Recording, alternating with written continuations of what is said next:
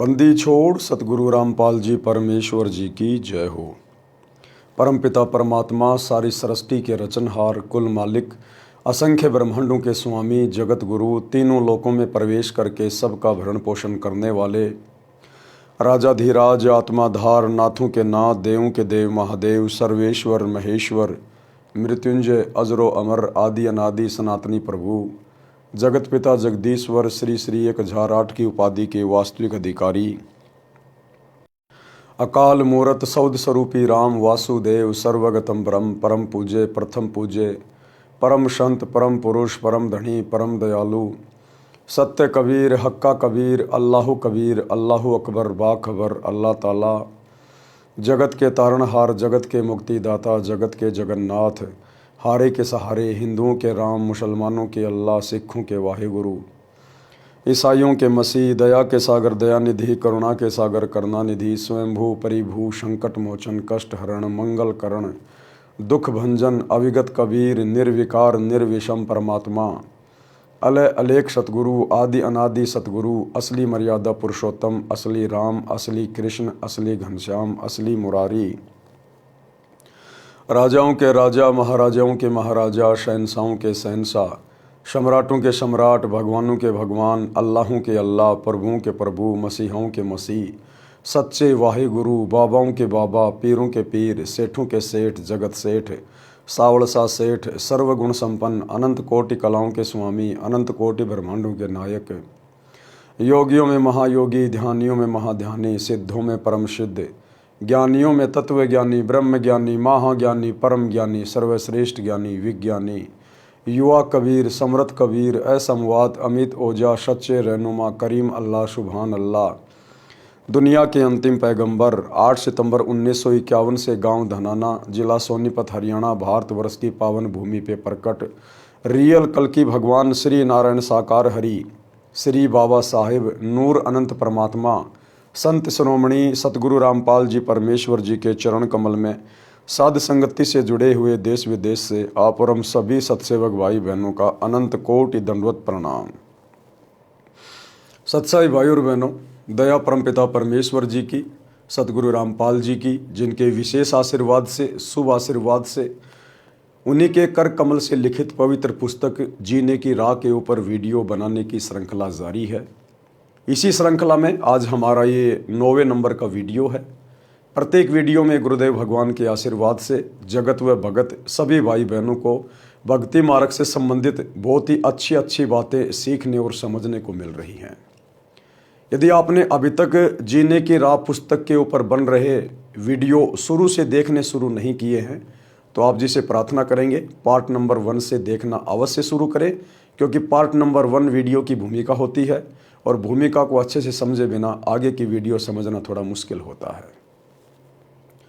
तो भाई और बहनों, हमें पिछले वीडियो में किस प्रकार से गुरुदेव भगवान ने समझाया कि बच्चों को अपने वृद्ध माता पिता की किस प्रकार से सेवा करनी चाहिए, क्योंकि वे माता पिता बचपन में आप और हमारा किस प्रकार से जी जान लगाकर पालन पोषण करते हैं, हमारे को प्यार देते हैं। माता अपने बच्चों को सूखे वस्त्रों में सुलाती है, स्वयं उसके पेशाब से गीले हो चुके वस्त्रों में सोती है। पिता कैसे दिन रात एक करके मेहनत करके उसके भरण पोषण का, उसकी पढ़ाई लिखाई का खर्चा उठाता है। तो माता पिता की भी अपने बच्चों से एक आशा होती है, उम्मीद होती है कि जिस प्रकार बचपन में हम इस बच्चे की हर प्रकार से परवरिश कर रहे हैं, पालन पोषण कर रहे हैं, इसकी हर प्रकार की जो डिमांड है उसको पूरा कर रहे हैं, इसी प्रकार माता पिता की भी आशा होती है कि बुढ़ापे में हमारा पुत्र और पुत्र वधू इसी प्रकार से हमें प्यार प्रेम से बोले और हमारी हर संभव सेवा करने का प्रयास करें।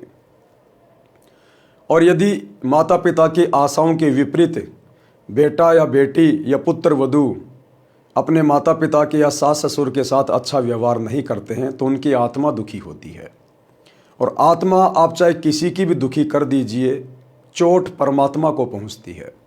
तो वो बच्चे, वो पुत्र वधू, वो भी कभी अपने जीवन में सुखी नहीं रह सकते। इसलिए हमने हर संभव संतों के सत्संगों को सुनना चाहिए, क्योंकि सत्संग सुने बिना हमें आध्यात्मिक ज्ञान नहीं हो सकता।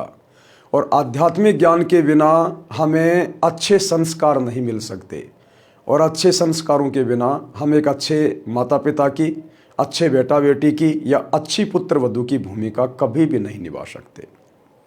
तो इसी प्रकार की कुछ कथाएं हैं जिनको पूज्य गुरुदेव जी ने आज इस पुस्तक में शामिल किया है कि किस प्रकार से एक राम भगत नाम के व्यक्ति की स्त्री गुजर जाती है, उसका निधन हो जाता है, और किस प्रकार वो अपने बच्चे का पालन पोषण करता है, अपने खेतों में भी काम करता है, दूसरी शादी भी नहीं करवाता है ये सोचकर कहीं मेरे बच्चे के साथ में कोई नाइंसाफ़ी ना हो जाए। अपने बच्चे की हर प्रकार की ज़रूरतों को पूरा करने का प्रयास करता है, और आगे चलकर जब राम भगत के बेटा और उसके पुत्र वधू उसके साथ अच्छा व्यवहार नहीं करते हैं तो किस प्रकार से उसकी आत्मा दुखी होती है। फिर किस प्रकार से राम भगत का एक रिश्तेदार उसके पास आता है जो पहले से सतगुरु रामपाल जी से उपदेशी था, रामनिवास नाम था। वो राम भगत को समझा बुझाकर सतगुरु रामपाल जी के सत्संग में लेकर जाता है, उसको उपदेश दिलवाता है, और धीरे धीरे राम भगत भी अपने परिवार को, अपने पोता पोतियों को, पुत्र वधू को सत्संग से जोड़ने का प्रयास करता है। और एक समय वो सफल हो जाता है अपनी पुत्र वधू को और अपने दोनों पोतों को सत्संग में ले जाकर। उसके बाद कैसे उस पुत्र वधू का जीवन बदल जाता है, कैसे उसके विचार बदल जाते हैं, और अब आगे की जानकारी हम पूज्य गुरुदेव जी के कर कमल से लिखित इस पुस्तक के माध्यम से प्राप्त करते हैं। पवित्र पुस्तक जीने की राह, पार्ट नंबर 9, पेज नंबर 65। पिता बच्चों की हर संभव गलती क्षमा कर देता है। परमात्मा कबीर जी ने कहा है कि पिता अपने पुत्र पुत्री के सर्व अपराध क्षमा कर देता है। अवगुण मेरे बाप जी बख्शो गरीब नवाज, जो मैं पूत कपूत हूँ तो भी पिता को लाज।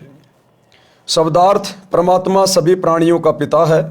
पिता में विशेषता होती है कि उसका बेटा बेटी अज्ञानता में गलती कर देते हैं और वे पिता से क्षमा याचना कर लेते हैं कि भविष्य में कभी गलती नहीं करेंगे, तो पिता उनको तुरंत क्षमा कर देता है। इसलिए भगत परमात्मा से विनय करता है कि हे दीनदयाल, आप तो सबके पिता हो, मेरे अवगुण अर्थात अपराध पिता होने के नाते क्षमा करना। मैं कपूत यानी निकम्मा पुत्र भी हूँ तो भी आप पिता का कर्तव्य पालन करके क्षमा करना। पूज्य गुरुदेव हमें एक बहुत अच्छी शिक्षा दे रहे हैं कि आपने अपने गुरु को शब्द रूप में, परमात्मा के रूप में स्वीकार कर लेना चाहिए, क्योंकि परमात्मा के अलावा सतगुरु की भूमिका करके ये सतज्ञान, शास्त्रों के अनुसार ज्ञान इस पृथ्वी पर अन्य कोई प्रदान नहीं कर सकता है। और उसके बाद फिर हमारा भाव बदलेगा, हमारे सोच विचार बदलेंगे, हमें फिर इस रूप में मात्र एक गुरु दिखाई नहीं देगा, हमें परमात्मा दिखाई देगा, परमेश्वर दिखाई देगा।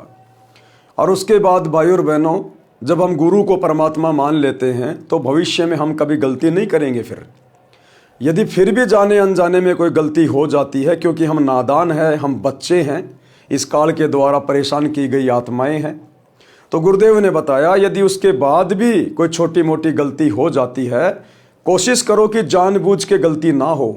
यदि फिर भी कोई जाने अनजाने में ऐसा दबाव या प्रेशर से गलती हो जाती है, तो उसके बाद आपने अपने गुरुदेव भगवान से हृदय से क्षमा याचना मांगनी चाहिए। मालिक अंतर्यामी है, वो आत्मा का साथी है, वो सर्वा है, सर्वद्रष्टा है, अंतर्यामी है। अगर आप सच्ची नीयत से, अपनी आत्मा से, अपने घर बैठे अपने दरबार साहिब के सामने परमात्मा को दंडवत करके हृदय से क्षमा मांगेंगे, तो परमात्मा आपकी उस गलती को माफ़ कर देता है, और भविष्य में फिर हम दोबारा वो गलती करने का प्रयास ना करें।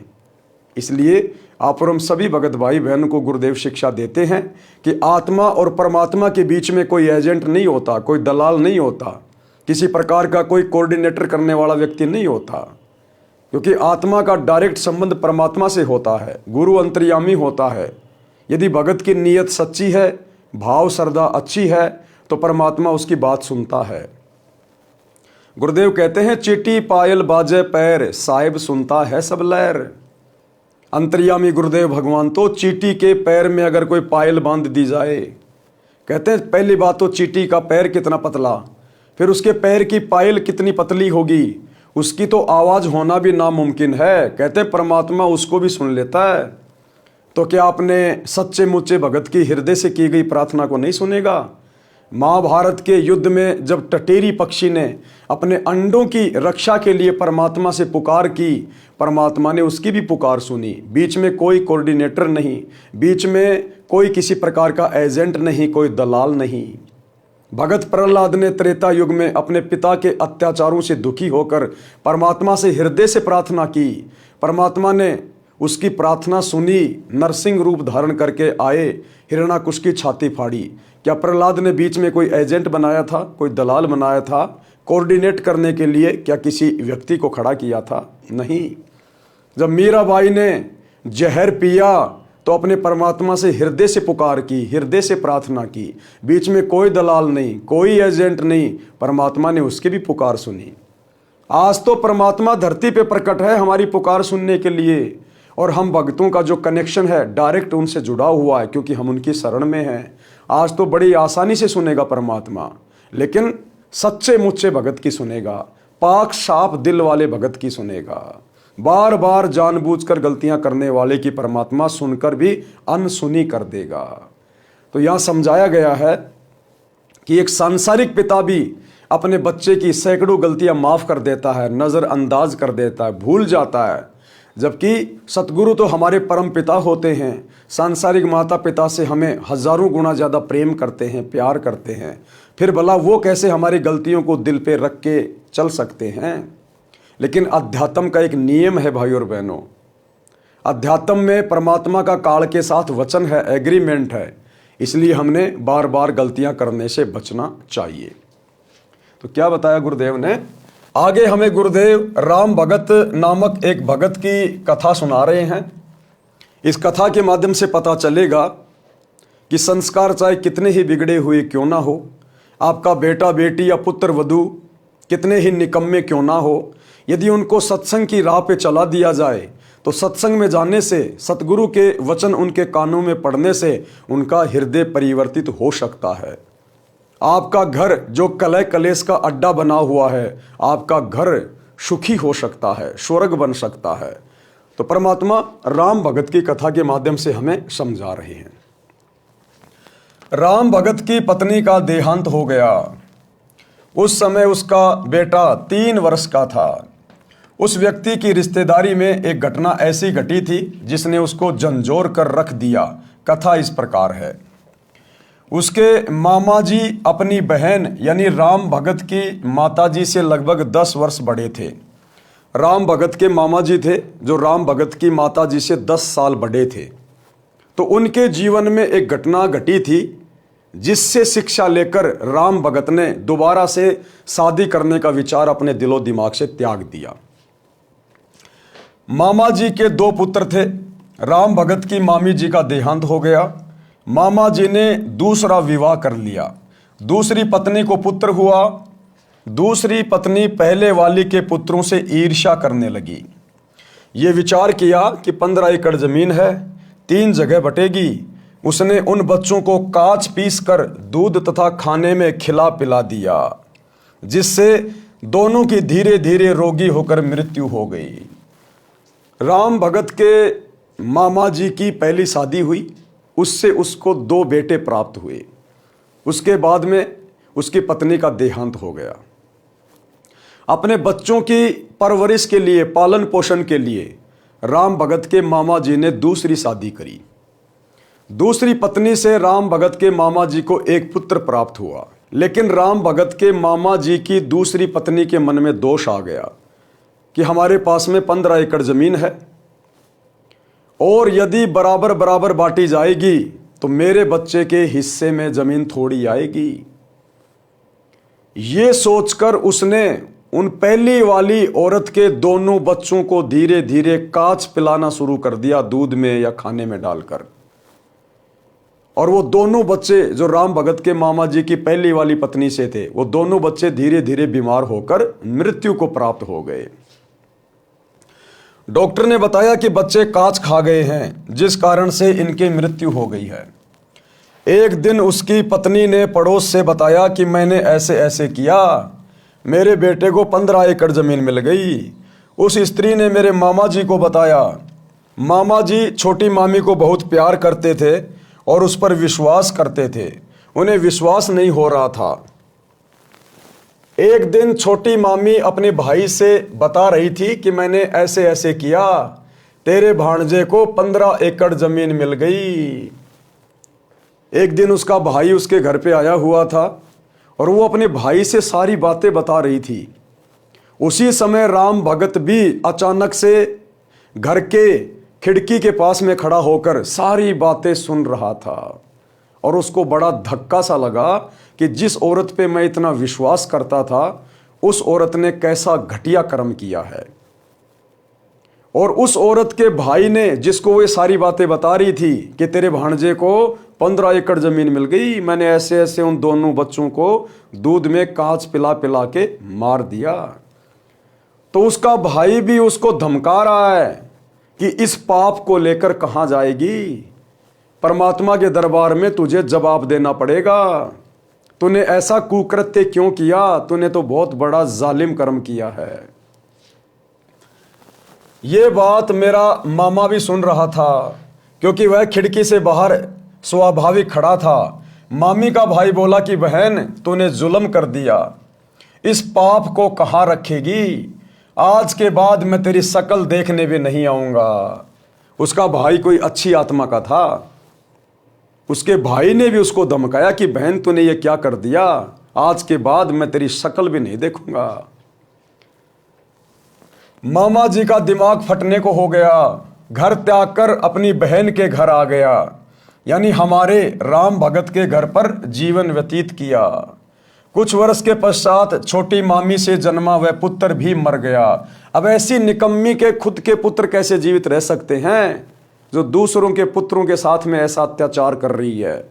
कुछ दिनों के बाद में उसका जो पुत्र था, जिसको 15 एकड़ जमीन का मालिक बनाने के लिए उसने 2 बच्चों की हत्या कर दी थी, कुछ दिनों बाद में उसका बेटा भी मर गया। वह छोटी मामी किसी के साथ भाग गई। पता चला कि उस व्यक्ति ने उसके गहने छीनकर मारकर कुएं में डाल दिया। पुलिस को पता चला तो उस व्यक्ति को फांसी लगाई गई। इस सर्वनाश महाभारत को याद करके राम भगत ने दूसरा विवाह नहीं किया। ये सारी बातें विचार करके राम भगत ने दूसरा विवाह नहीं किया कि मेरे मामा जी ने दूसरा विवाह किया था, उसके बाद उनका पूरा का पूरा परिवार बर्बाद हो गया, सर्वनाश हो गया। कहीं मेरे बच्चे के साथ में ऐसा ना हो जाए, कहीं कोई निकम्मी औरत घर में ना आ जाए। अपने बच्चे के लिए, अपने बेटे के लिए, उसके सुखद भविष्य के लिए राम भगत जी ने दूसरी शादी नहीं की। लड़के को अपने साथ रखता, हल जोतता था तो पुत्र को कंधे पर बैठा कर रखता था, थक जाता था तो पेड़ के नीचे लेटा देता, स्वयं खाना बनाता, स्वयं स्नान कराता, कपड़े साफ करता, जैसे तैसे लड़का जवान हुआ। यानी राम भगत ने अपने बेटे को कितना प्यार दिया बचपन में, किस कदर उसका पालन पोषण किया, स्वयं सारी मेहनत करता था, बच्चे को पढ़ाया लिखाया, हर प्रकार से उसको समझदार बनाया। विवाह कर दिया, फिर भी सब कार्य करता था। लड़का भी काम में हाथ बटाता था, परंतु कठिन कार्य स्वयं ही करता था।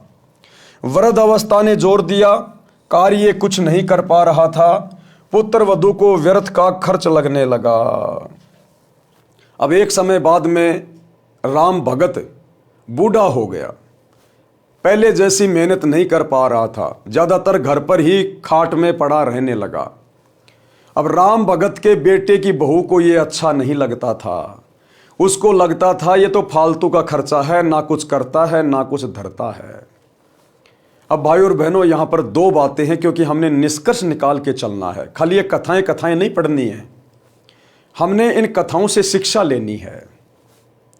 सबसे पहली बात तो राम भगत, जिसने पूरी जिंदगी बैल की तरह कमा कमा के केवल अपने बच्चे को सुखी देखना चाहा और परमात्मा की भक्ति नहीं की, जबकि सुखी जीवन परमात्मा की भक्ति से मिलता है। बच्चे आपको सुखी जीवन नहीं दे सकते। बच्चों का संस्कार अलग है, आपका संस्कार अलग है। अगर वो राम भगत शुरू से परमात्मा की भक्ति भी ले लेता, सतगुरुदेव भगवान से उपदेश ले लेता, तो उसके बच्चे में और उसकी पुत्र वधू में अच्छे संस्कार प्रफुल्लित होते, और अच्छे संस्कार वाले बेटा बेटी फिर अपने माता पिता को दुखी नहीं करते, उनको बोझ नहीं समझते, व्यर्थ का भार नहीं समझते उनको। और परमात्मा की अमरती है, उस प्रकार से भगत का बुढ़ापा नहीं कटता। उस भक्ति की शक्ति से परमात्मा अपने भगत को बुढ़ापे में दुखी नहीं होने देता, उसको रोगी नहीं होने देता परमात्मा। और भक्ति के कारण उसके बच्चों में भी परमात्मा दया भाव भर देता है। बच्चे भी प्यार और प्रेम से बातें करते हैं अपने भगत माता पिता के साथ। तो राम भगत ने यह गलती की, वो केवल अपने बुढ़ापे का सहारा अपने बेटे को मानता रहा, अपनी पुत्र वधू को मानता रहा कि बेटे को बढ़िया खिलाऊंगा, बढ़िया पिलाऊंगा, आगे चलकर बेटे की शादी करूंगा, फिर मेरी पुत्र वधू आएगी, वो मेरी सेवा करेगी। लेकिन ये तो जीव की सोच है, जीव की सोच। जबकि आध्यात्मिक दृष्टि से गुरुदेव बताते हैं कि उस पुत्र वधू के संस्कार अलग होते हैं, बेटे के संस्कार अलग होते हैं। बचपन में तो बेटा माता पिता के अधीन होता है, इसलिए कुछ विशेष नहीं कह पाता। लेकिन जब बेटा जवान हो जाता है, उसके अपने संस्कार काम करने लगते हैं, वो तो उस समय पता चलेगा कि वो सपूत है या वो कपूत है, आपने चाहे कितनी परवरिश क्यों ना की है। अगर संस्कारों को बदला जा सकता है तो केवल परमात्मा की भक्ति से, सतगुरु की भक्ति से, अन्यथा पढ़ाई लिखाई से कभी संस्कार नहीं बदले जा सकते हैं, और ना ही पढ़ाई लिखाई से संस्कार बनाए जा सकते हैं। तो राम भगत को यह बहुत बड़ी गलती लगी थी कि बेटा आगे चल के मेरी सेवा करेगा। और जब बेटे की शादी हो गई, बेटे की बहू घर में आ गई, और जब बुढ़ापा आया तो वो बुढ़ापा उन दोनों को खटकने लगा, बेटे को और पुत्र वधू को। पुत्र वधू को व्यर्थ का खर्च लगने लगा, जिस कारण से अपने ससुर को रूखा सूखा बासी भोजन देने लगी। फिर पेट भर भोजन भी नहीं देती थी। लड़का पूछता था कि पिताजी सेवा ठीक हो रही है? पिताजी कहते कि बेटा कोई कसर नहीं है, बड़ी भाग्यवान बहू है।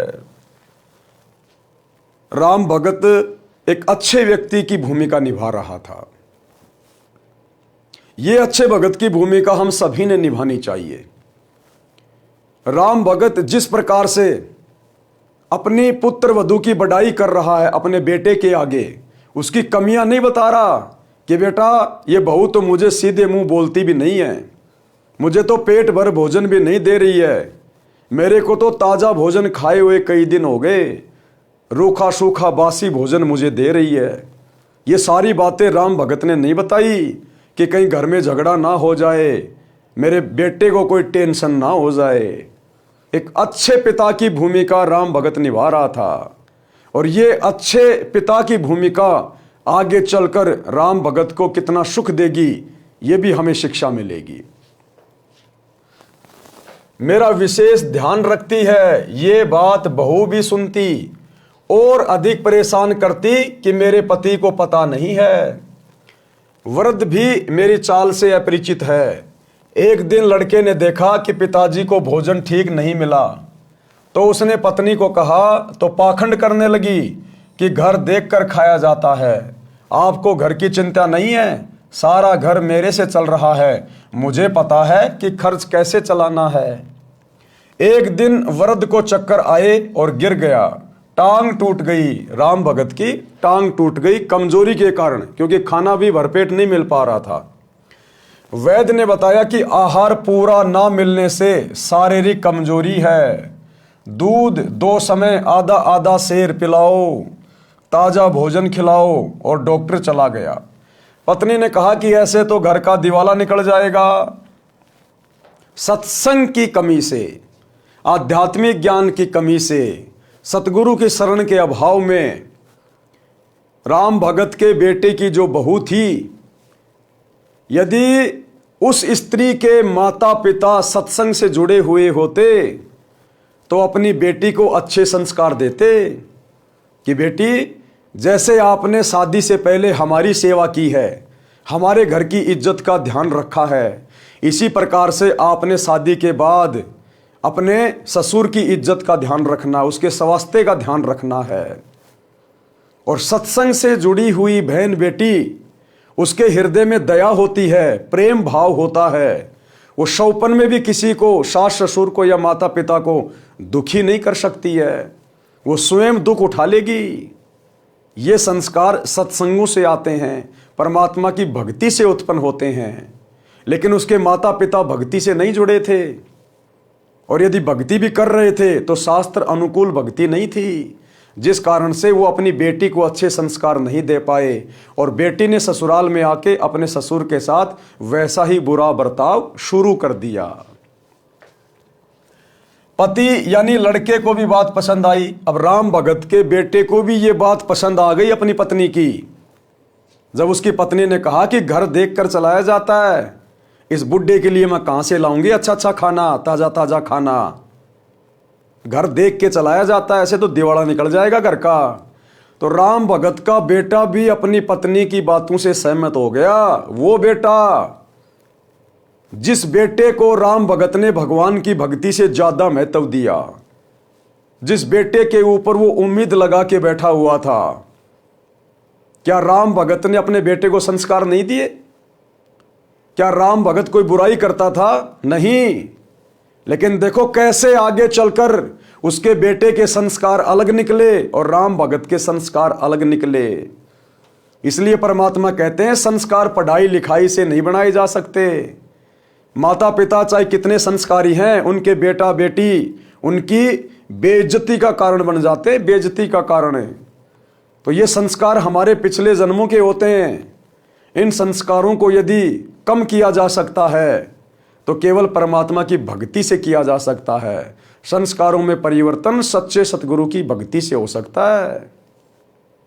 तो राम भगत जिस बेटे को पाल पोस के अपने बुढ़ापे का सहारा समझ रहा था, दूसरी शादी भी नहीं की उसने, आजीवन बैल की तरह कमाता रहा। और अब वही बेटा अपने पिता से ज्यादा अपनी पत्नी को महत्व दे रहा है। पति यानी लड़के को भी बात पसंद आई, वृद्ध की कोई परवाह नहीं की। वृद्ध के ससुराल वाले चोट लगने की खबर सुनकर मिलने आए। अब राम भगत के ससुराल वाले उसको चोट लगने की खबर सुनकर उसका हालचाल जानने के लिए आए। उन्होंने पूछा कि बेटा बहू ठीक सेवा कर रहे हैं क्या? राम भगत ने कहा कि पूछो ना, ऐसे पुत्र तथा पुत्र वधू सबको दे भगवान, मेरे को कोई कष्ट नहीं होने देते। ये तो कोई कर्म की मार से चोट लग गई है।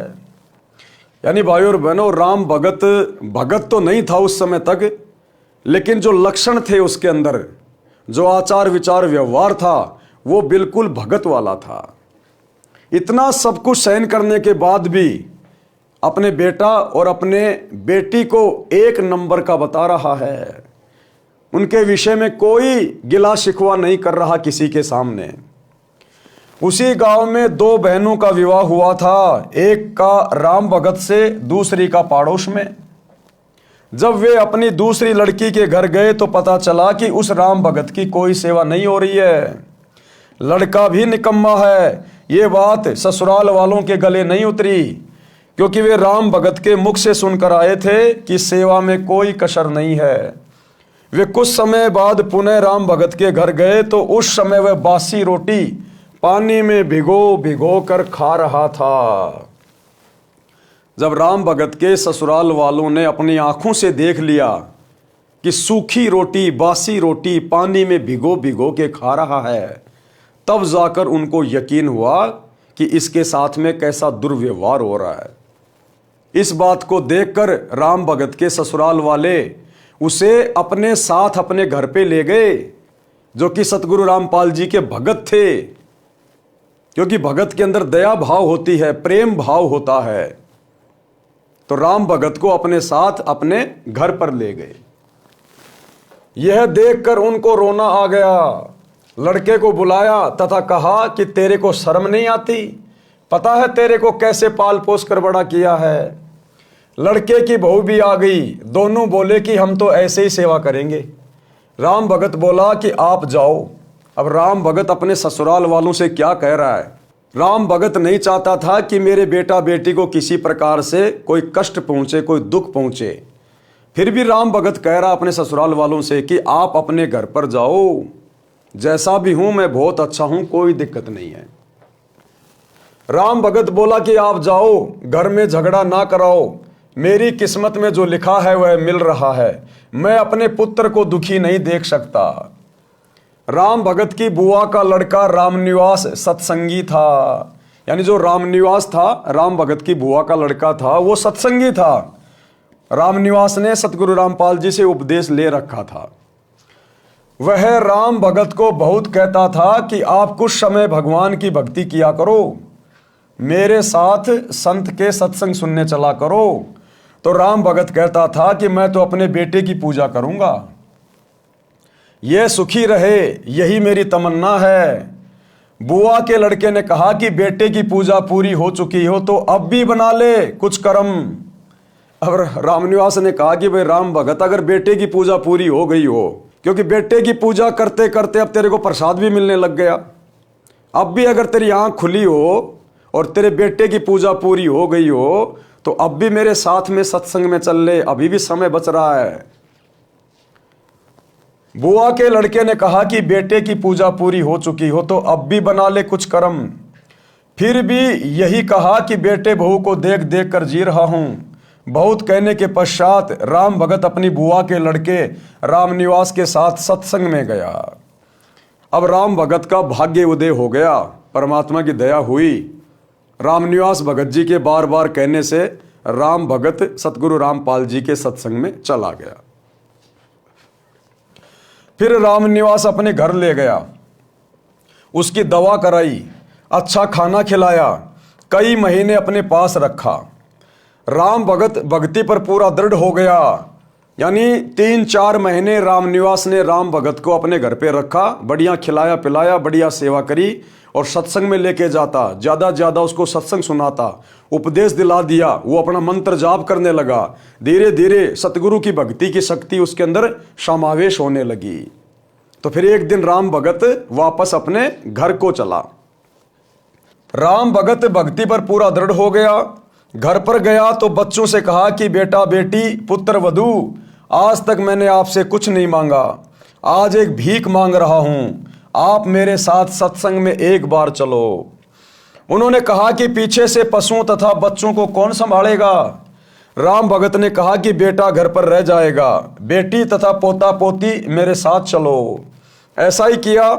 जब उस पुत्र वधू ने सत्संग के वचन सुने, वहां आने वाले सब भक्तों की सेवा पुराने भगत भगतमती ऐसे कर रहे थे जैसे विशेष मेहमानों की सेवा करते हैं। वृद्ध, रोगी, अपंग श्रद्धालुओं की भी विशेष सेवा कर रहे थे। सत्संग में यह बताया जाता है कि जीव पर दया बनाए रखने से परमात्मा प्रसन्न होता है। दुखियों, असहायों की सहायता करना मानव मात्र का परम कर्तव्य है। अब राम भगत के पुत्र वधू का भी भाग्य उदय हो गया। सबसे पहले परमात्मा ने राम भगत को पकड़ा, अपनी शरण में लिया। राम भगत के माध्यम से फिर उसके परिवार को भी अपनी शरण में ले लिया।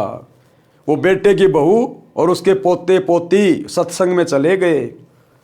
अब बेटे की बहू ने सत्संग में जाने के बाद देखा कि यहाँ आपस में भगत भाई बहन किस तरह प्यार प्रेम से रहते हैं। कोई रोगी आ रहा है, कोई बूढ़ा है, कोई अपंग है, और दूसरे जो युवा भगत हैं, भगतमती हैं, वो उनकी सेवा कर रहे हैं जैसे अपने खुद के माता पिता हों। उनको भोजन ला के दे रहे, उनके कपड़े धो रहे हैं। कोई किसी से क्रोध नहीं करता, कोई किसी से गुस्से में बात नहीं कर रहा। और फिर गुरुदेव के सत्संग सुने। परमात्मा ने सत्संगों में बताया कि जीव के ऊपर दया रखनी चाहिए, यानी हम सब जीव हैं, सास ससुर माता पिता सब जीव हैं। तो सच्चे सतगुरु के सत्संग कान के द्वारा जब अंदर गए तो आत्मा में परिवर्तन होना शुरू हो गया। सत्संग में जाकर उन्हें बहुत अच्छा लगा, बहुत कुछ उन्होंने सीखा। परमात्मा कहते हैं दया धर्म का मूल है, पाप मूल अभिमान, कहे कबीर दयावान के पास रहे भगवान। शब्दार्थ, धर्म वही करता है जिसके हृदय में दया है, दया धर्म की जड़ है, तथा पाप वह करता है जिसमें अभिमान भरा है, अभिमान पाप की जड़ है। कबीर परमात्मा ने कहा है कि दयावान के साथ परमात्मा रहता है। यानी जब हम भक्ति करेंगे, भगत बन जाएंगे, तो हमारे अंदर दया भाव उत्पन्न होगा, हम दयावान बन जाएंगे, और ऐसे भक्तों के साथ में, ऐसी आत्माओं के साथ में फिर सदा परमात्मा रहता है। और परमात्मा जिसके साथ में हो लिया, फिर उसको कष्ट कैसा, उसको दुख कैसा, फिर अभिमानी के पास नहीं रहता।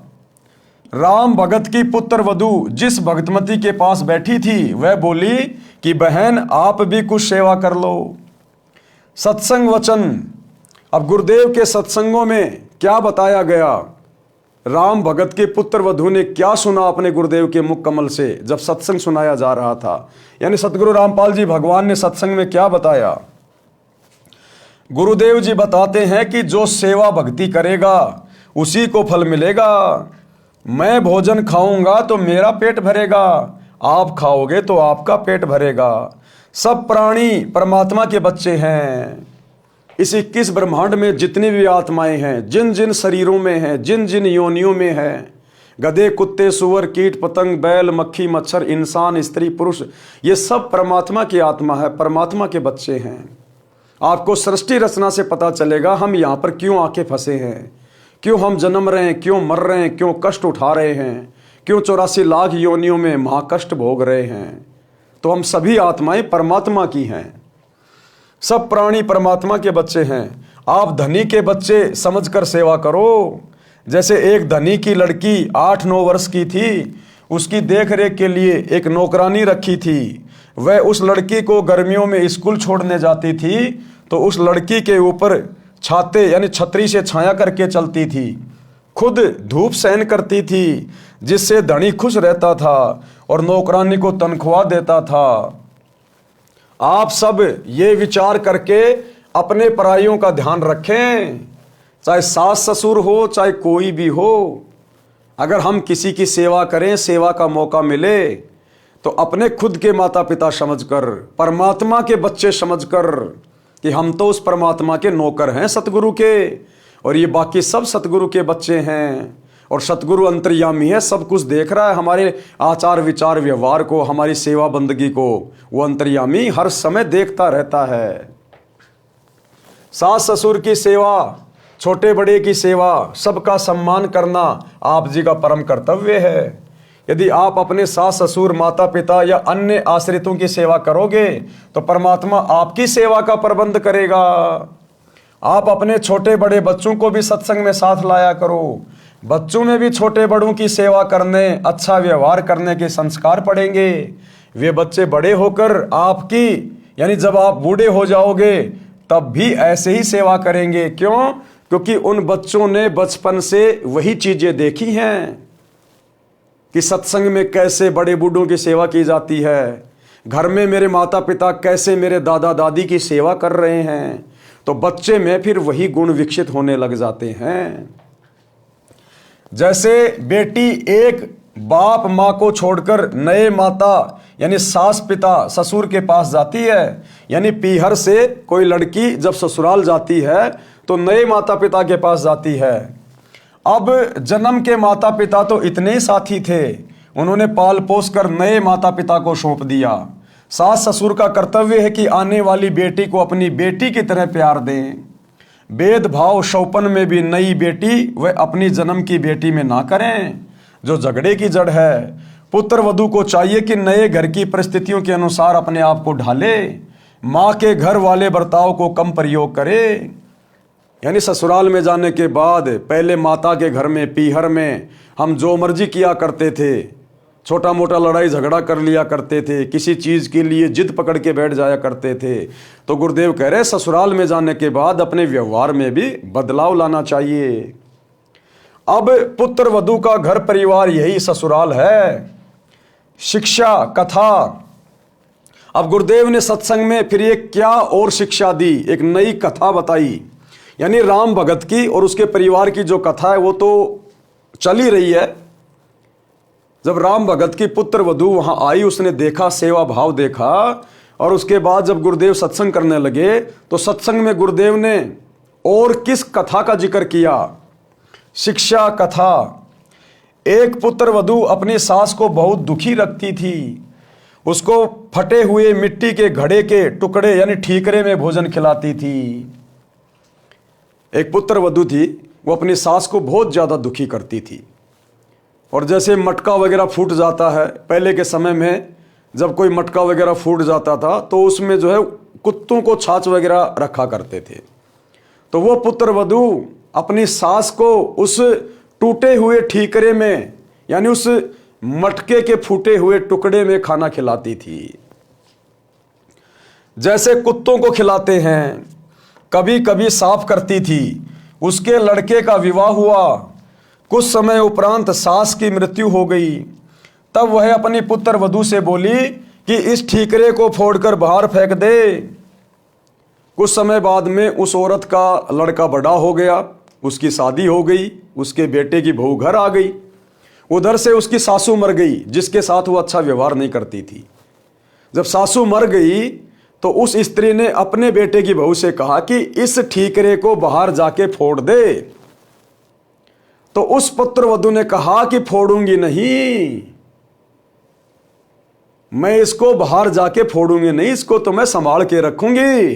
कल को तू भी तो बूढ़ी होगी, और जब तू बूढ़ी हो जाएगी तो तेरे को भी तो इसी ठीकरे में भोजन खिलाऊंगी। वो पुत्र वधू बहुत समझदार थी। वो सतगुरु रामपाल जी से उपदेश प्राप्त थी।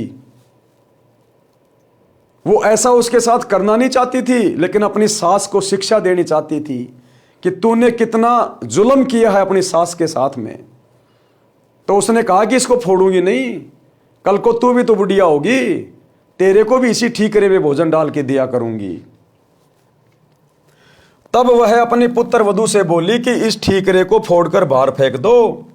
वह पुत्र वधू बोली कि सास जी, आपको भी इसी ठीकरे में भोजन दिया करूंगी, आपने बड़े जुल्म उस बुढ़िया के साथ किए हैं।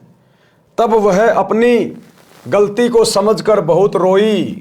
पुत्र वधू बुद्धिमान थी, शाम तक उस ठीकरे को नहीं फोड़ा। उसकी सास को वह ठीकरा दुश्मन दिखाई देने लगा। पुत्र वधू ने कहा कि माता जी, मैंने सत्संग सुने, मैं अपने कर्म खराब नहीं करूंगी। ये कहकर ठीकरा फोड़ दिया। पाप कर्म के कारण सास को कैंसर का रोग हो गया। सारा सारा दिन चिल्लाए, पुत्र वधू उसकी सेवा करे, कोई कसर नहीं छोड़ती थी, परंतु कहती थी कि सासू माँ, सेवा तो मैं दिलो जान से करूंगी, परंतु तेरे पाप को मैं नहीं बांट पाऊंगी, ये कष्ट तो आपको ही भोगना पड़ेगा। इन दिनों को याद रखकर, इन बातों को याद रखकर यदि हम सतगुरु की शरण प्राप्त करेंगे तो भाइयों और बहनों, हम ऐसी गलतियां कभी भविष्य में नहीं करेंगे। यदि आप ऐसी गलतियां नहीं करते हैं और आपने उपदेश भी नहीं ले रखा है, आपकी आत्मा बहुत अच्छी है, आपके अंदर दया है, लेकिन फिर भी भाइयों और बहनों, सत्संग के बिना, सच्चे सतगुरु की शरण के बिना हमारे भाग्य में आने वाले संकट नहीं कटेंगे। आप बहुत अच्छी आत्मा के हैं, आप सबकी सेवा करते हैं, और आपके भाग्य में अचानक से कोई रोग होना लिखा है, एक्सीडेंट होना लिखा है, आपकी दोनों टांगे उसमें कटनी है, बताओ उसको कौन टालेगा? उस संस्कार को कौन मिटाएगा? आपका दया भाव नहीं मिटाएगा। आपकी अच्छाई आपके संस्कार को नहीं काटेगी, संस्कार को तो सतगुरु की भक्ति काटेगी। इसलिए आप अच्छे हैं या बुरे हैं, लेकिन अपने आगे के भविष्य के लिए आपने सतगुरु की शरण लेना अति आवश्यक है। और सच्चा सतगुरु धरती पर केवल वर्तमान में एक ही है, सतगुरु रामपाल जी। यदि सत्संग सुने होते तो ये दिन नहीं देखने पड़ते। अब वो पुत्र वधू अपनी सास को समझा रही है, जिसको कैंसर हो गया था, बहुत ज्यादा रोती थी, चिल्लाती थी, पीड़ा भोग रही थी। तो पुत्र वधू कह रही है कि सासू जी, सेवा तो मैं आपकी दिलो जान से करूंगी, लेकिन आपके जो पाप कर्म है, जिनके कारण आप ये कष्ट भोग रही हैं, ये पीड़ा तो आपको सहन करनी पड़ेगी। अगर समय रहते जाग जाती, संत के सत्संग में जाती, थोड़ी बहुत भक्ति करती तो अपनी सासू की भी सेवा करती डर के भगवान से कि आज इसकी सेवा मैं नहीं करूंगी तो कल को मेरी कौन करेगा, तो ये पाप कर्म करने से बच जाती। तो साथ में वो अपनी सासू को भी समझाती थी। यदि सत्संग सुने होते तो ये दिन नहीं देखने पड़ते। तब उस जालिम औरत ने कहा कि बेटी, मैं महापापणी हूं, क्या मेरा भी उद्धार हो सकता है? मैं भी दीक्षा लेना चाहती हूं। लड़की सत्संगी घर की थी, उसको पता था कि दीक्षा लेकर भक्ति करने से पाप कर्म नष्ट होते हैं। आप चाहे कितने ही घोर पापी हैं, आपने कितने जुल्म कर रखे हैं, यदि आप अंत में उनका प्रायश्चित करके और सच्चे सतगुरु की शरण में आ जाते हैं तो सतगुरु आपके उन पाप कर्मों को धीरे धीरे नष्ट करना शुरू कर देते हैं। उसको पता था कि दीक्षा लेकर भक्ति करने से पाप कर्म नष्ट होते हैं। जिनके अधिक पाप हैं, भक्ति करने से लाभ ही होगा, पाप कम ही होंगे तथा भविष्य में मानव जन्म भी मिल जाता है। यदि मर्यादा में रहकर अंतिम श्वास तक साधना करता रहे।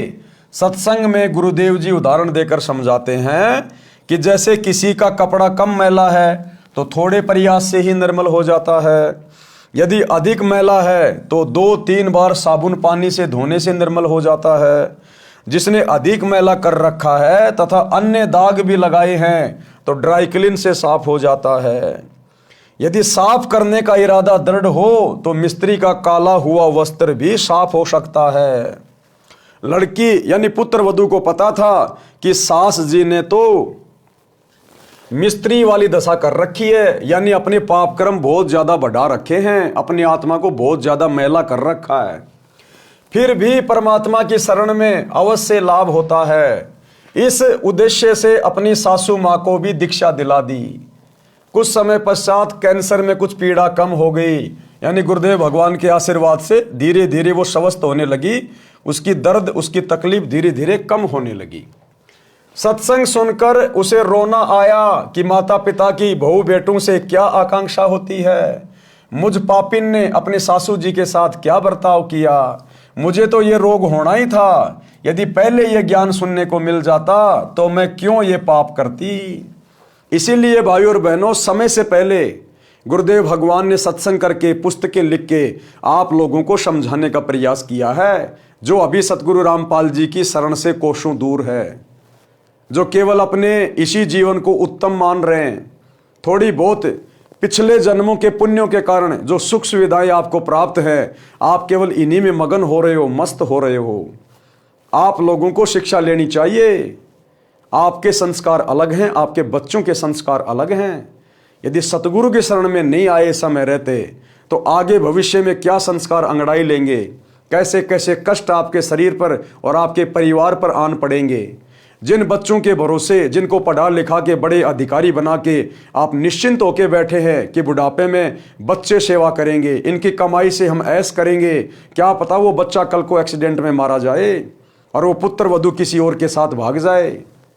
कहाँ तुम्हारे बच्चे ने आपको सुख दिया, कहाँ उस बच्चे की नौकरी ने आपको सुख दिया।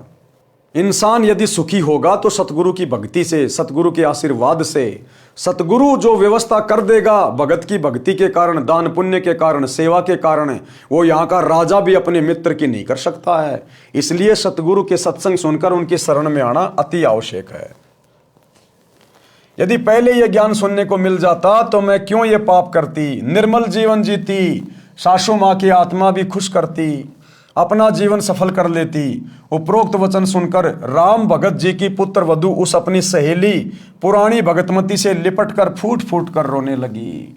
अब जब गुरुदेव भगवान ने सत्संग में यह कथा सुनाई तो राम भगत के बेटे की बहू अपने साथ में बैठी दूसरी सत्संगी बहन के साथ लिपट लिपट कर रोने लगी। उसे अपने पुराने दिन याद आ गए कि मैंने मेरे ससुर जी के साथ में किस कदर बुरा बर्ताव किया, समय पे भोजन नहीं दिया, रूखा सूखा भोजन दिया। बुढ़ापे में माता पिता को प्यार प्रेम की आवश्यकता होती है, वो भी मैंने उनके साथ नहीं किया। और मेरे ससुर ने मेरे साथ कितना अच्छा बर्ताव किया। तो ये सारी बातें याद कर करके और राम भगत के बेटे की बहू फूट फूट के रोने लगी। सतगुरु के एक सत्संग ने उसके पाप कर्मों को फोड़ के रख दिया। विचार करने पे मजबूर हो गई कि कल को ये समय मेरा भी आएगा, मैं ये पाप लेके कहां जाऊंगी फिर। तो फूट फूट के रोने लगी। उपरोक्त वचन सुनकर राम भगत जी की पुत्र वधू उस अपनी सहेली पुरानी भगतमती से लिपटकर फूट फूट कर रोने लगी। आधा घंटे तो अपने को रोक नहीं सकी। अधिक सांत्वना के पश्चात सुबकी रुकी और अपने ससुर पिता के साथ किए बर्ताव का उल्लेख रोते रोते किया कि मैंने अपने ससुर जी के साथ में किस कदर बुरा बर्ताव किया, और अंत में मेरे ससुर ही मुझे प्रार्थना करके सत्संग में लेके आए हैं। अपने ससुर जी की इंसानियत भी बताई कि कभी अपने बेटे से भी नहीं बताया कि मेरी बहू मेरे साथ ऐसा बुरा बर्ताव कर रही है। अब यह है भाई और बहनों राम भगत की इंसानियत का और सहनशीलता का नतीजा। जिस समय वो बेटे की बहू राम भगत के साथ बुरा बर्ताव करती थी, रूखा सूखा खाना दिया करती थी, और जब बेटा कहता था, रिश्तेदार कहते थे कि सेवा पानी ठीक हो रही है, तो राम भगत कहता था ऐसी बहू गांव में कहीं नहीं है, मेरा बहुत ध्यान रखती है, बहुत अच्छे बेटा बेटी हैं। भाई और बहनों उस समय यदि राम भगत रिश्तेदारों से या गांव वालों से या अपने बेटे से अगर अपनी पुत्र वधू की बुराई करता, उसको डांट मरवाता, उसकी बेइज्जती करवाता, क्योंकि रिश्तेदारों के सामने बुराई करता, हकीकत बताता, तो रिश्तेदार आकर उसको डांटते फटकारते, गांव में उस पुत्र वधू की बेइज्जती होती कि कैसी निकम्मी बहू आई है, अपने ससुर की इज्जत भी ढंग से नहीं करती। क्या पता वो बेटा भी अपनी पत्नी पे हाथ साफ कर देता। लेकिन राम भगत की सहनशीलता ने, उसकी इंसानियत ने, एक अच्छे व्यक्ति के गुण जो उसके अंदर विद्यमान थे, जिस कारण से उसने कभी भी अपने बेटा बेटी की बुराई नहीं की, किसी के आगे नहीं रोया धोया, उस इंसानियत का परिणाम यह निकला कि वो पुत्र वधू उसके साथ में सत्संग में गई और आज उसका हृदय परिवर्तन हो गया। अन्यथा यदि वो अपने बेटे की बहू की बुराई करता, शिकायत करता, लड़ाई झगड़ा करता, तो वो बेटे की बहू कभी भी राम भगत के साथ में सत्संग में नहीं आती कि तू काहे का सत्संगी है। अरे सत्संगियों को तो हमने सुना है अपने गुरु पे विश्वास होता है, भक्ति पे विश्वास होता है, और तू तो सारा दिन मेरी निंदा चुगली, मेरी बुराई करने से बाज नहीं आ रहा। 24 घंटे हमारे घर में तू झगड़ा रखता है।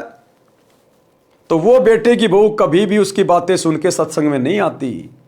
अगर राम भगत सहनशीलता नहीं दिखाता, तो थोड़ा बहुत वो संघर्ष नहीं करता, तो और संघर्ष किया तो अंत में परमात्मा ने पूरे परिवार को लाइन पे लाके खड़ा कर दिया।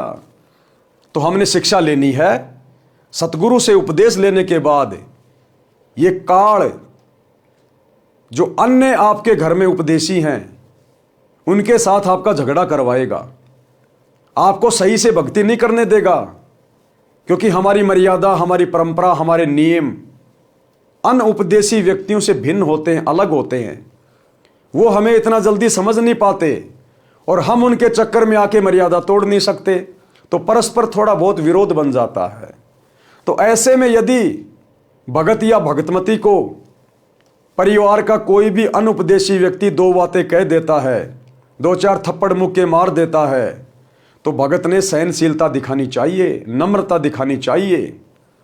अगर उसके साथ में वैसे लड़ाई झगड़ा करने लग गए, थप्पड़ का जवाब थप्पड़ से देने लग गए, गाली का जवाब गाली से देने लग गए, तो उस व्यक्ति का हृदय परिवर्तन कभी भी नहीं होगा, कभी भी, आपसे तो विशेषकर नहीं होगा। भले दूसरे के कहने से वो सत्संग में चला जाए, लेकिन आपके कहने से नहीं जाएगा, क्योंकि आपसे फिर वो ईर्ष्या रखने लग जाएगा विशेष, क्योंकि आपके व्यवहार में वो कोई परिवर्तन नहीं देख रहा, कोई बदलाव नहीं देख रहा। तो जिस प्रकार से राम भगत ने परिवार में झगड़ा और कलह से बचने के लिए जो समझदारी दिखाई, उसी प्रकार हम भक्तों ने भी अपनी भक्ति को सफल बनाने के लिए एक भगत के गुण अपने ऊपर धारण करते हुए इसी प्रकार की समझदारी दिखाते हुए आगे बढ़ना है। बेटे के पूछने पर यही कहता था कि बेटा किसी प्रकार की सेवा में कमी नहीं है, बड़े अच्छे घर की बेटी है, समझदार है, हमारा सौभाग्य है कि ये अपने घर आ गई, हमारा तो इस बेटी ने घर बसा दिया है। मैं पापिन ये शब्द सुनकर भी नरम नहीं पड़ी। क्योंकि मेरी आत्मा पर पाप कर्मों की परत चढ़ चुकी थी, जो 2-3 बार सत्संग सुनने के पश्चात पाप की परत उतरी है। आत्मा में अच्छे संस्कार उठने लगे। 3 दिन सत्संग सुनकर भगत राम भगत पोता पोती तथा पुत्र वधू के साथ घर पर आ गया। अब 3 दिन लगातार गुरुजी का सत्संग सुना, दोनों टाइम सुबह शाम, और बेटे की बहू को अच्छे से समझ में आ गया। अपने बुरे बर्ताव से आत्मग्लानि हो गई। ससुर जी के प्रति उसका विचार, उसका रवैया बिल्कुल बदल गया। अपने सगे पिता जैसा दिखाई देने लगा। कैसे? सत्संग के कारण, सतगुरु की शरण के कारण, सतगुरु की भक्ति के कारण। क्योंकि संस्कार सतगुरु बनाता है और ये काल हमारे संस्कारों को सत्संग के भाव से बिगाड़ता है। तो राम भगत जी 3 दिन तक सत्संग सुनकर सपरिवार अपने घर वापस आ जाते हैं। बच्चों ने भी वहां छोटे बच्चों को खाना खिलाने, पानी पिलाने की सेवा करते। अन्य पुराने सत्संगी बच्चों को देखा तो वे भी सेवा करने लगे। अब राम भगत के पोता पोती भी सत्संग में अन्य जो छोटे छोटे बच्चे थे सेवा कर रहे थे। भंडारे में पानी पिला रहे थे, किसी को चाय पिला रहे थे, किसी को नहला रहे थे। तो वो छोटे छोटे बच्चे भी वही सेवा करने लगे वहां पर। उनको भी बड़ा आनंद आने लगा दूसरों की सेवा करने में। घर पर आकर अपने दादाजी के लिए पानी की बाल्टी भरकर दोनों भाई बहन लटका लाए और बोले, दादाजी स्नान कर लो। राम भगत जी ने कहा कि बच्चों, तुम्हारे पेट में दर्द हो जाएगा, इतना वजन मत उठाओ, मैं अपने आप ले जाऊंगा। बच्चे बोले कि दादाजी, सत्संग में गुरुजी ने बताया था कि सेवा करने से लाभ ही लाभ मिलता है, कोई कष्ट नहीं होता। अगर पेट में दर्द भी हो गया तो सेवा के कारण गुरुजी ठीक कर देंगे। हम रोटी खाएंगे तो हमारा पेट भरेगा, हम सेवा करेंगे तो हमें पुण्य मिलेगा। बच्चों में भी इतनी जल्दी संस्कार उत्पन्न हो गए। जैसी सेवा वो आश्रम में कर रहे थे, तुरंत घर पे आकर अपने दादाजी के लिए पानी की बाल्टी भर के लेके आ गए, गर्मा गर्म पानी की। यदि रोग भी हो तो भक्ति और सेवा से समाप्त हो जाता है। वहां आश्रम में अनेकों माई भगत बता रहे थे कि हम बीमार रहते थे, नाम लेने के पश्चात जैसी सेवा कर सके करने लगे, हम स्वस्थ हो गए। डॉक्टरों ने जवाब दे दिया था, देखो हमारी दवाइयों की पर्चियां, 4 वर्ष से उपचार चल रहा था, अब कोई दवा नहीं खाते। बच्चों ने क्या बताया दादाजी को? जब दादा ने कहा कि बच्चों ज्यादा वजन मत उठाओ, पेट में दर्द हो जाएगा, तो बच्चों ने सत्संग में सुनी बातें बतानी शुरू कर दी कि गुरुजी ने कहा था कि अगर हम सेवा करेंगे तो हमारे को पुण्य मिलेगा, हम रोटी खाएंगे तो हमारा पेट भरेगा। और अगर कोई दिक्कत भी हो गई तो गुरुजी कह रहे थे कि भगवान तो अपनी भक्ति से रोग को भी ठीक कर देता है। हमने वहां बहुत सारे भगत देखे थे जो हॉस्पिटल से दुखी होके, डॉक्टरों से दुखी होके अपनी पर्चियां ले लेके आए थे कि हम इतने सालों से बीमार थे, हमारे ऊपर कोई दवा काम नहीं कर रही थी। जैसे ही हमने सतगुरु रामपाल जी से उपदेश लिया, तुरंत हमारा रोग समाप्त हो गया। यानी सतगुरु ने तो हॉस्पिटलों को भी फैल कर दिया, डॉक्टरों को भी फैल कर दिया। हमारे गुरुजी तो डॉक्टरों के भी डॉक्टर हैं। दास गरीब तबीब सतगुरु बंदी छोड़ कबीर हैं। तबीब यानी वैद्य, वैद्यों का वैद्य भी सतगुरु है। ये हमारे शरीर और आत्मा दोनों का वैद्य है। तो ये सारी बातें वो अपने दादाजी को बताने लगे। परमात्मा ने वेदों का भी हवाला दिया है। ऋग्वेद मंडल 10 सूक्त 161 मंत्र 2 में भी यही प्रमाण है कि यदि रोगी मृत्यु के निकट पहुंच गया है, यानी उसको असाध्य रोग भी हो गया हो, यदि वह भक्ति पर लग जाए तो परमात्मा उसको मृत्यु के मुख से निकाल कर ले आए। आज हमें वही तो परमात्मा मिला हुआ है। और इस परमात्मा को किसी का रोग ठीक करने के लिए हॉस्पिटल की जरूरत नहीं है, डॉक्टरों की जरूरत नहीं है, मेडिसिन की जरूरत नहीं है। ये परमात्मा समर्थ है अपनी भक्ति की शक्ति से, अपने आशीर्वाद से। सतगुरु जो चावे सो कर ही, 14 कोटि दूत यम डर ही, ऊत भूत जम त्रास निवारे, चित्रगुप्त के कागज फाड़े।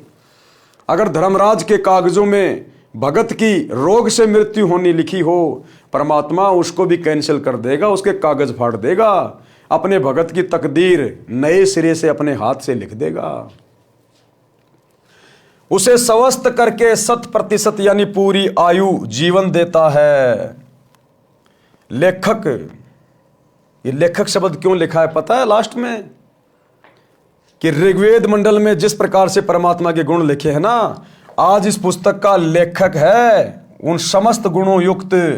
यानी आज लेखक स्वयं धरती पर सतगुरु रूप में आपको उपलब्ध है, प्राप्त है। ये ऋग्वेद में इसी सतगुरु के विषय में लिखा हुआ है। जब सतगुरु कबीर जी धरती पर प्रकट होते हैं संत रूप में, तब वो ऐसे चमत्कार करते हैं। और निसंदेह सतगुरु रामपाल जी की शरण में आने के बाद हजारों नहीं लाखों की संख्या में आपको ऐसे भगत भाई बहन मिलेंगे जिनको देश के बड़े बड़े hospital, PGI, AIIMS, Apollo, Safdarjung, इन्होंने मना कर दिया था कि अब आगे आपका जीवन शेष नहीं है, घर जाइए। घर वालों को कह दिया था 2-3 महीने सेवा कीजिए, इससे ज़्यादा जीवन नहीं है। और जैसे सतगुरु की शरण में आए, उपदेश लिया, भक्ति शुरू की, आज वो घोड़े की तरह दौड़ रहे हैं। ऋग्वेद में लिखा है परमात्मा अपने भगत को, यदि वो मृत्यु के निकट भी पहुंच चुका है, धर्मराज के दरबार में भी यदि यम के दूत उसको ले गए हैं, परमात्मा वहां से भी अपने भगत को छुड़वा कर 100 वर्ष की आयु प्रदान कर देता है भक्ति के लिए। तो आज ये समस्त गुण धरती पर यदि एकमात्र किसी संत में हैं तो सतगुरु रामपाल जी में है, क्योंकि ये स्वयं ऋग्वेद वाला परमात्मा है। इसलिए गुरुदेव ने यहां पर लास्ट में लेखक लिखा है कि ये सारे गुण लेखक कौन है? हमारे गुरुदेव लेखक में उपलब्ध है। इतनी देर में पुत्र वधू आई। अब दोनों बच्चे और दादाजी आपस में बातें कर ही रहे थे, जो बातें गुरुदेव ने सत्संग में सुनाई थी। इतने देर में राम भगत के बेटे की बहू आई और क्या बोली?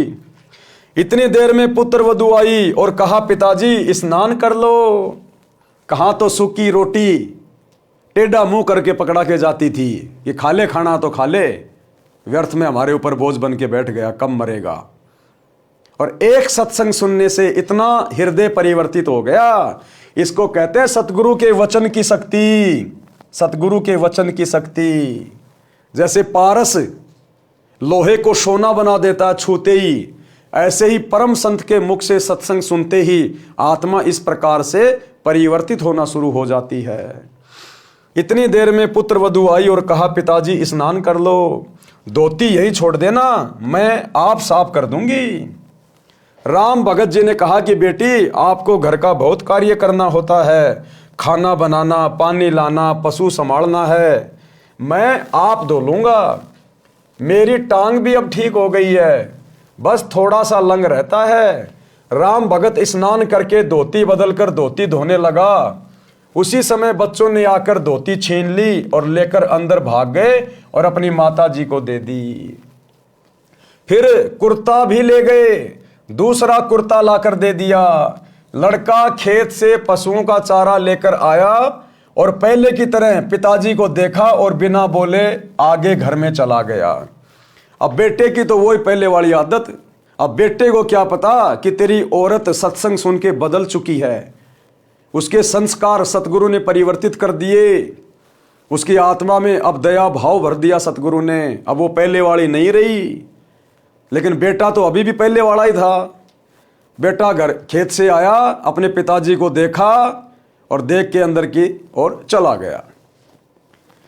उसने देखा कि पत्नी निर्मला हलवा बना रही थी। अब ये पॉइंट भाई और बहनों आप और हमारे लिए, हम जितने भी सतगुरु रामपाल जी परमेश्वर जी के फॉलोवर हैं, भगत हैं, ये आप और हमारे लिए है।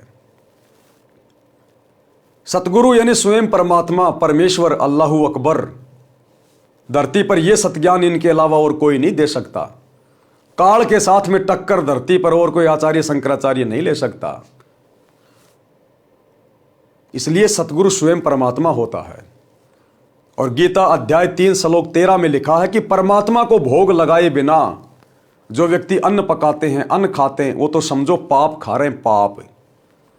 तो ये पूरी दुनिया जो सतगुरु रामपाल जी की शरण से दूर है, चाहे देश का प्रधानमंत्री हो, चाहे अमेरिका का राष्ट्रपति हो, चाहे बहुत बड़ा कोई धनाढ्य व्यक्ति हो, ये पूरी दुनिया रोजाना चाहे 56 प्रकार के भोग खा रही हो बड़े बड़े 5 स्टार होटल में, ये सब लोग पाप खा रहे हैं, पाप का भोजन खा रहे हैं। क्योंकि इनको पता नहीं है कि परमात्मा कौन है, कैसे भोग लगाया जाता है। और कैसे परमात्मा को भोग लगने के बाद वो भोजन पाप नाशक बन जाता है। तो पूरी दुनिया तो वैसे पाप खा रही है जो सतगुरु रामपाल जी की शरण में नहीं है। अब जितने भगत भाई बहन सतगुरु रामपाल जी की शरण में हैं, उनमें से केवल चंद भाई बहन हैं जो अपने गुरु को परमात्मा मानते हैं, परमेश्वर मानते हैं, अपना इष्ट मानते हैं। वो हैं सात संगति से जुड़े हुए सत्सेवक भाई बहन।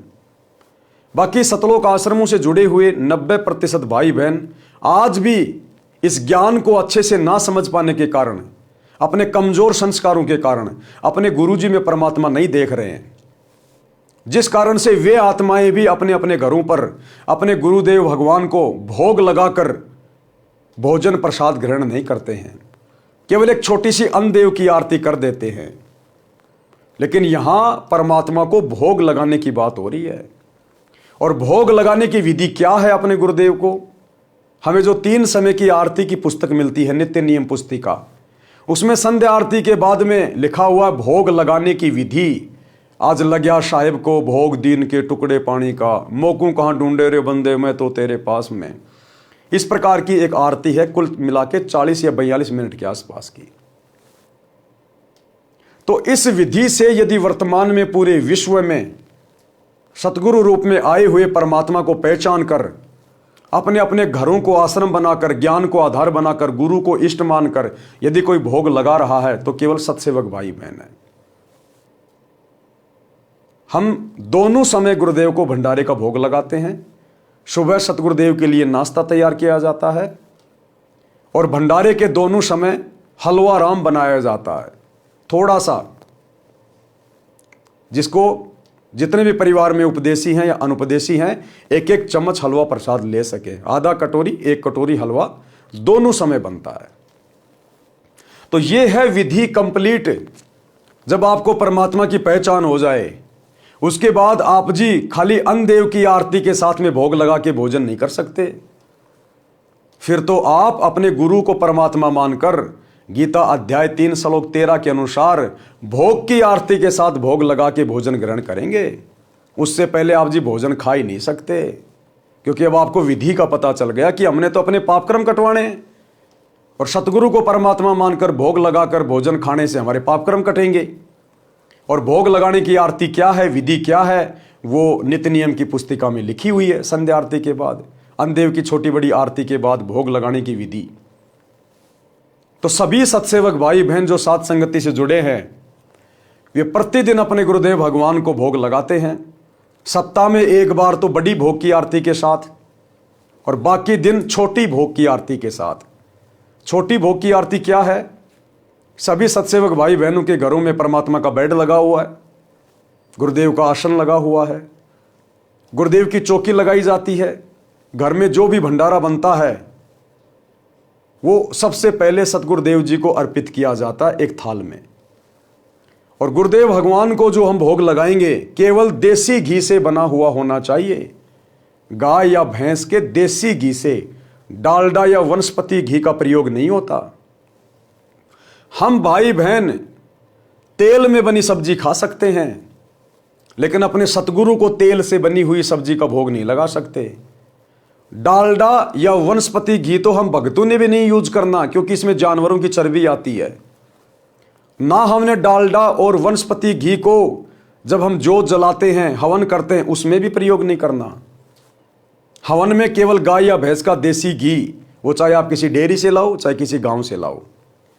और सतगुरु के लिए जो भोजन बनेगा, भले 4 चपाती और 1 कटोरी सब्जी की जो आप बनाएंगे, भले 1 चम्मच देसी घी से बनाओ, लेकिन सतगुरु का भंडारा जो भी बनेगा देसी घी से ही बनेगा।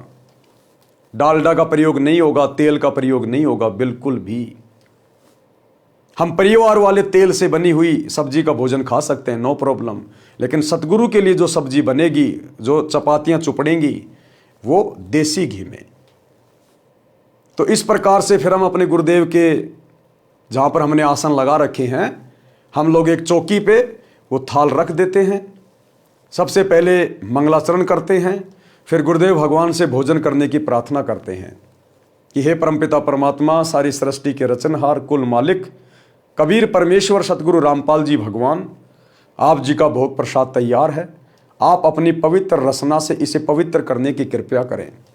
हे परमेश्वर, भोग प्रसाद बनाते समय, लगाते समय या भोग की आरती करते समय हम तुच्छ बुद्धि जीवों से यदि कोई त्रुटि रहे तो हमें तुच्छ जानकर अक्षमा करें परवरदिगार।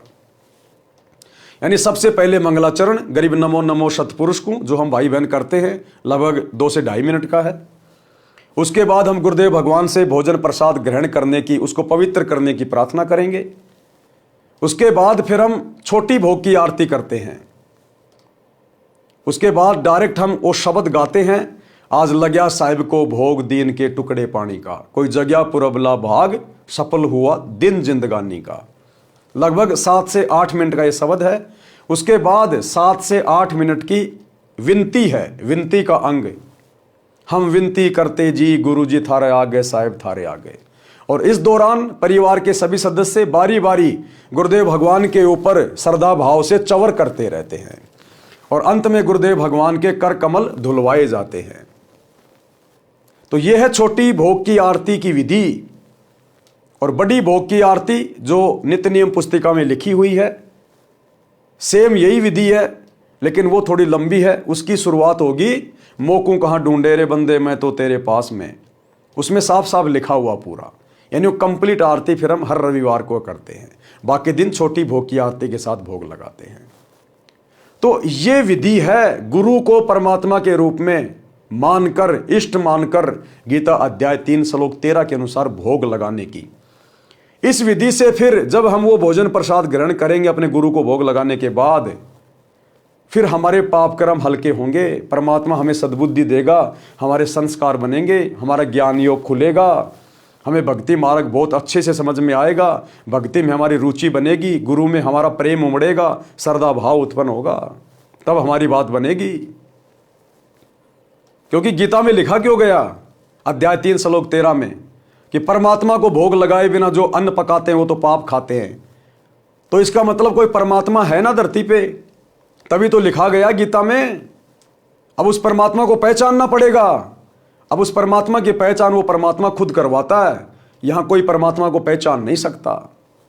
तो आप और हम सत्सेवकों का सौभाग्य जो गुरुदेव ने हमसे अपनी पहचान करवाई, और आज हम इस शास्त्र अनुकूल विधि से अपने गुरुदेव को भोग लगाकर अपनी समस्त भक्ति क्रियाओं को संपन्न कर रहे हैं।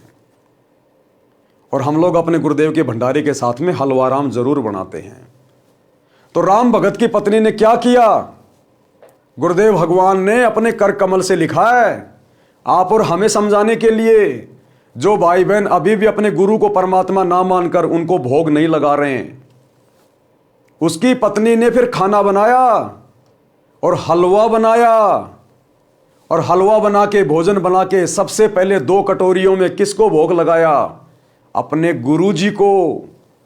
उसके बाद अपने ससुर जी के पास लेके गई। क्या कह रहे हैं गुरुदेव, लड़का खेत से पशुओं का चारा लेकर आया और पहले की तरह पिता को देखा और बिना बोले आगे घर में चला गया। उसने देखा कि पत्नी निर्मला हलवा बना रही थी।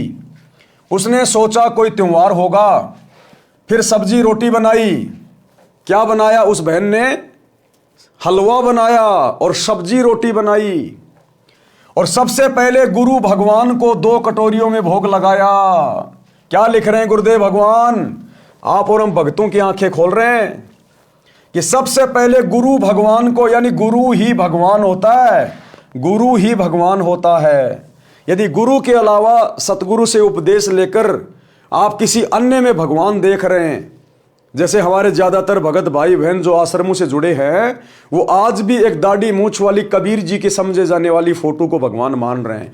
तो गुरुदेव ने यहां पर गुरु के आगे भगवान शब्द लिखकर ये क्लियर कर दिया कि आप बहुत बड़ी गलतफहमी में जी रहे हो। अभी तक आपने ज्ञान को आधार नहीं बनाया है। जिस प्रकार सत्सेवक ज्ञान को आधार बनाकर, गुरु को भगवान मानकर, घर को आश्रम बनाकर अपने गुरु को भोग लगाकर अपनी भक्ति पूरी कर रहे हैं। अन्यथा भाइयों और बहनों, वो बेचारी पहली बार सत्संग में गई,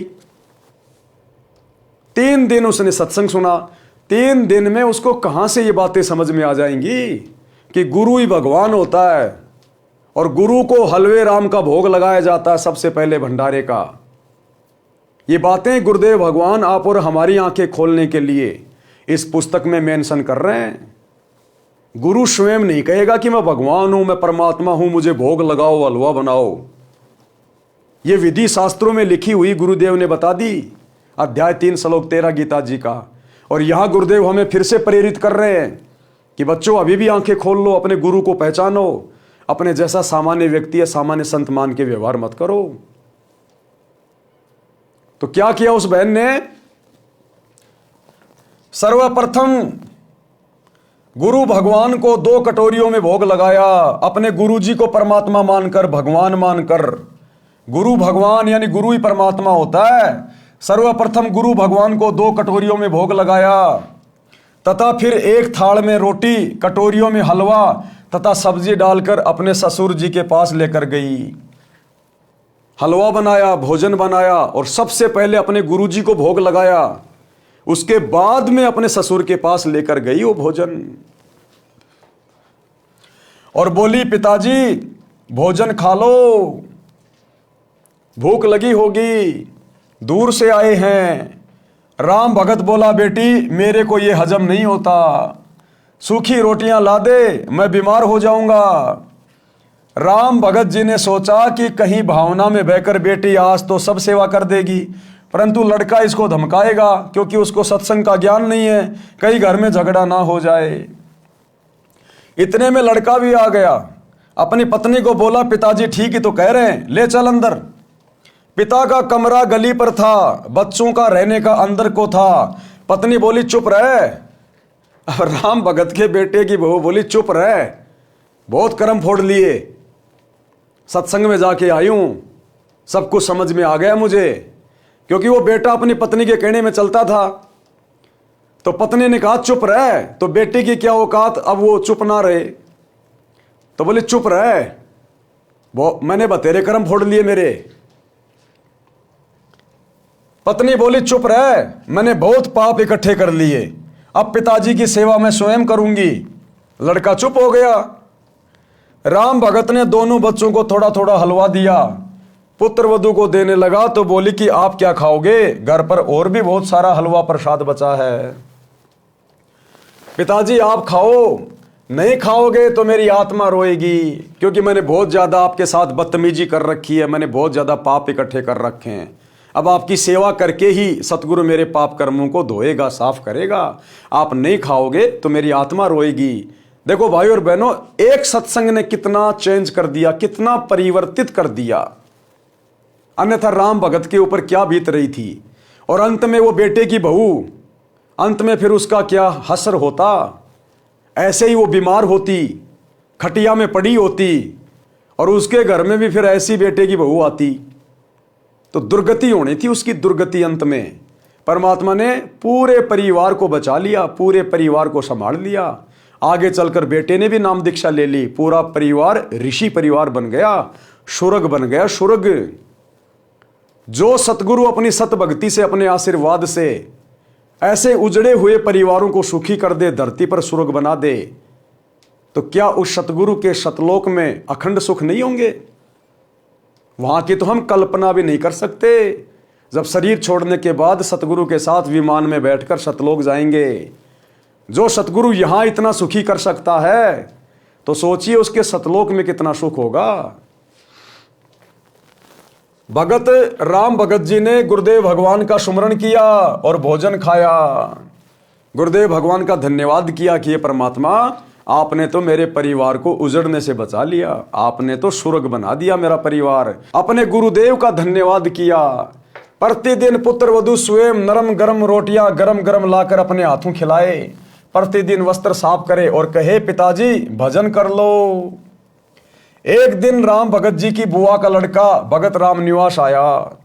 अब एक दिन फिर राम निवास मिलने के लिए आया राम भगत जी से कि चलो भगत जी के पास चलते हैं, क्या हालचाल है। एक दिन राम भगत की बुआ का लड़का भगत राम निवास आया, वही राम निवास जो राम भगत को अपने साथ सत्संग में ले गया था और 2-3 महीने अपने साथ में रखा था। राम भगत जी ने उसको सीने से लगा लिया और बोला, रे भाई हमारा घर तो तेरी कृपा से स्वर्ग बन गया। लेकिन भगत ने कभी भी अपने ऊपर नहीं लेनी चाहिए। कोई हमारी कितनी बड़ाई करे, कितनी प्रशंसा करे, हमने वो बढ़ाई, वो प्रशंसा अपने गुरुजी के ऊपर डाल देनी है। अगर हमने अपने ऊपर ले ली तो हम दोषी बन जाएंगे। परमात्मा कहते मैं करे सो मारिए, तू करे सो छूट बे। इस मार में होशियार बंदा गधा बना के ऊंट बे। यदि आपने अपने ऊपर कोई चीज ले ली कि मैंने कर दिया, मेरे कारण तू गुरुजी से जुड़ा, मेरे कारण आज तेरा उजड़ा घर बस गया, तो परमात्मा कहते हैं धर्मराज के दरबार में उसकी पिटाई होगी। मैं करे सो मार पड़ेगी और तू करे सो छूट बे कि हे गुरुजी आपने कर दिया, हे मालिक इस दास को तो आपने निमित्त बना के भेजा। दास की क्या औकात है परमात्मा जो मैं किसी को आपसे जोड़ दूं। तो जो हर चीज अपने गुरुजी पे डालेगा कि परमात्मा आप ही सब कुछ करने वाले हो, जीव की कोई औकात नहीं है, कहते हैं वो धर्मराज के दरबार में पिटाई से छूट जाएगा। मैं करे सो मारिए, तू करे सो छूट बे। इस मार में होशियार बंदा गधा बने के ऊंट बे। और यदि अपने ऊपर लेगा कि मेरे कारण ऐसा हो गया, मैंने ये कर दिया, कहते हैं अगले जन्म में गधा बनेगा, ऊंट बनेगा, उसकी पिटाई होगी। राम भगत जी ने उसको सीने से लगा लिया और बोला रे भाई हमारा घर तो तेरी कृपा से स्वर्ग बन गया। भगत रामनिवास बोला कि मामा के बेटे रामनिवास से कुछ ना हुआ, गुरुदेव जी की शब्द शक्ति का करिश्मा है। किसकी शक्ति का करिश्मा है? गुरुदेव भगवान के वचनों का, उनकी शब्द शक्ति का। आप और मैं तो पहले इकट्ठे ने बत्ती डंडा खेला करते, मेरे करने से होता तो पहले ही हो जाता। गुरुजी कह रहे थे कि राम भगत पिछले जन्मों में भगत था, इससे घर के मोह के कारण मर्यादा में चूक बनी थी, उसके कारण इतना कष्ट उठाया है। अब ये मां दुखी हो चुका था तब तेरे साथ आया है, नहीं तो आप कितनी बार राम भगत से पहले कह चुके थे कि सत्संग में चल, परंतु मोह माया में अंधा हो चुका था। ये कष्ट और पुत्र वधू का व्यवहार इसके लिए वरदान बन गया। ये कष्ट और बेटा बेटी का वो बुरा व्यवहार इसके लिए वरदान बन गया कि अंदर ही अंदर दुखी होकर, बाहर तो केवल दिखावा कर रहा था कि मुझे कोई दिक्कत नहीं है, मेरा बेटा बेटी बहुत अच्छे हैं, लेकिन अंदर तो जो कष्ट था, जो पीड़ा थी वो होनी थी। तो अंदर ही अंदर दुखी था उनके व्यवहार से।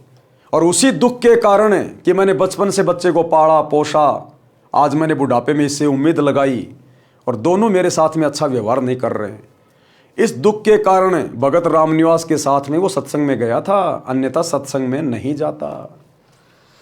कबीर जी ने कहा है कि कबीर सुख के माथे पत्थर पड़ो जो नाम हृदय से जाए, बलिहारी दुख के कारण जो पल पल नाम रटाए। गुरुदेव भगवान कहते हैं कि अपने गुरु से, अपने परमात्मा से ज़्यादा सुखों की डिमांड मत करना, ज़्यादा भौतिक इच्छाओं की डिमांड मत करना। ये सुख तुम्हें भक्ति और भगवान से दूर कर देगा। ये पहला नियम बताया परमात्मा ने। सुखी होते ही सबसे पहले जीव भगवान को बोलता है, भक्ति मर्यादाओं में गफलत करने लगता है। तो परमात्मा कहते हैं बाढ़ में जाओ, ऐसा सुख पत्थर पड़ो उसके ऊपर, कि सुख के माथे पत्थर पड़ो जो नाम हृदय से जाए, और बलिहारी उस दुख के कारण जो पल पल नाम रटाए।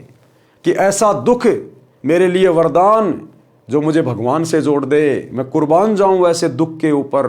और परमात्मा हल्का हल्का कष्ट, हल्का हल्का दुख भक्ति करवाने के लिए आप हमें देते रहिएगा। तो भगत ने कभी भी अपने गुरुदेव भगवान से सांसारिक सुखों की डिमांड नहीं करनी चाहिए, क्योंकि हम जो भक्ति कर रहे हैं ये देवी देवताओं की नहीं है, किसी आधे अधूरे बहरे देवी देवताओं की नहीं है, भगवानों की नहीं है। ये डमी गॉड की भक्ति नहीं है, रियल गॉड की भक्ति है। और रियल गॉड अंतर्यामी है, हमें कब किस चीज़ की आवश्यकता है उसको सब पता है। अगर हम उसकी मर्यादा में रह के भक्ति करेंगे, वो समय पर हमारी हर इच्छित आवश्यकताओं को पूरा करता रहेगा, मांगने की जरूरत नहीं है।